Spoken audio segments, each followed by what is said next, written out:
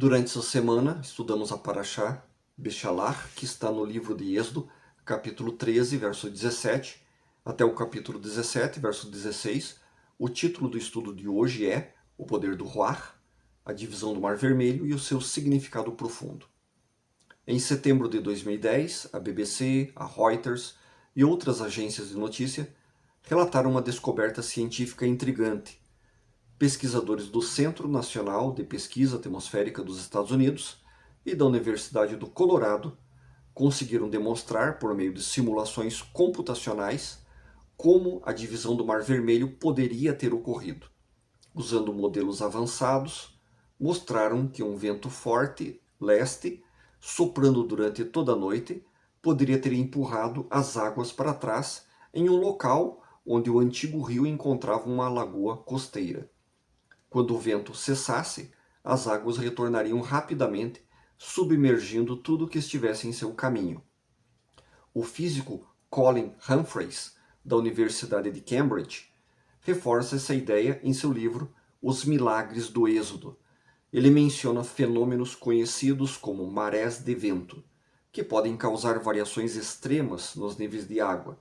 Isso explicaria de forma natural como o Mar Vermelho se abriu e em seguida como as águas voltaram para afogar o exército egípcio. Porém, mais importante do que sabermos como o mar se abriu é compreender por que e quando isso ocorreu. A Torá nos dá uma pista crucial ao descrever a cena. Então Moisés estendeu a mão sobre o mar e o Senhor fez recuar o mar com um forte vento oriental durante toda a noite, transformando-o em terra seca e dividindo as águas. Assim os israelitas atravessariam o mar em terra seca. À direita e à esquerda, a água parecia uma parede. Êxodo, capítulo 14, versos 21 e 22. Essa passagem permite duas leituras. A primeira é a de um milagre sobrenatural. As águas, de uma forma inexplicável, se transformaram em paredes sólidas. A segunda leitura, mais sutil, sugere que Deus agiu dentro das leis naturais, sincronizando os eventos de maneira perfeita. O verdadeiro milagre, então, não seria a suspensão da natureza, mas o fato de que tudo aconteceu no momento exato para que o povo fosse salvo e seus opressores destruídos. Essa segunda interpretação carrega um poderoso elemento moral. Os egípcios eram a maior potência militar da época, confiantes na invencibilidade de seus carros de guerra, mas justamente essa tecnologia, que os tornava temidos, se tornou sua ruína. O leito do mar, ainda lamacento, permitiu que os israelitas atravessassem a pé, mas prendeu as rodas das carruagens egípcias, tornando-os vulneráveis. A soberba foi castigada e os humildes foram libertos. O livro dos Salmos ecoa essa lição. Seu prazer não está na força do cavalo, nem seu deleite nas pernas do guerreiro. O Senhor se agrada daqueles que o temem, que colocaram sua esperança em seu amor infalível. Salmo capítulo 147, versos 10 e 11.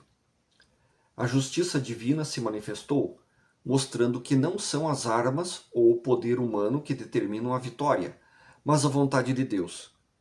O evento foi tão significativo que, segundo Bereshit Rabbah, a divisão do mar já estava programada desde a criação.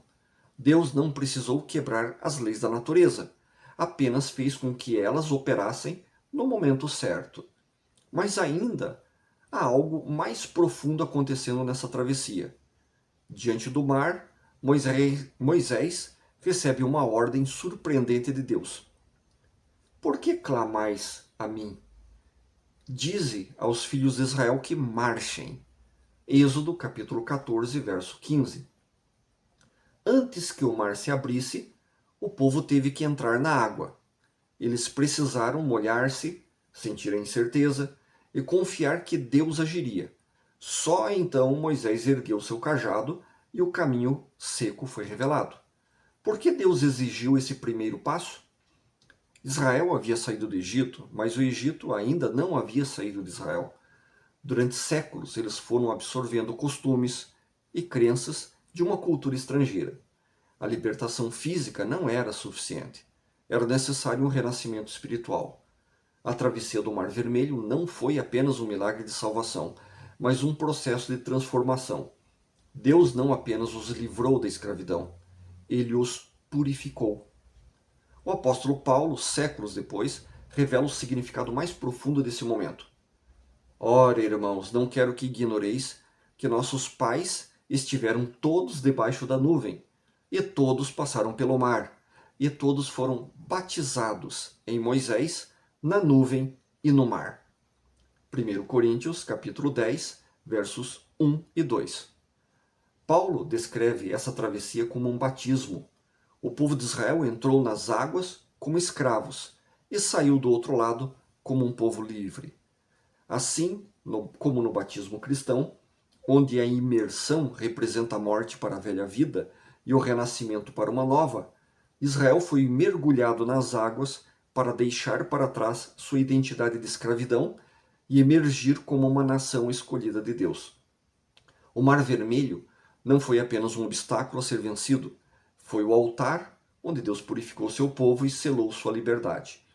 O Egito ficou para trás, afogado não apenas pelas águas, mas pelo compromisso de um povo que, ao atravessar, aceitou a jornada de fé e transformação que estava por vir.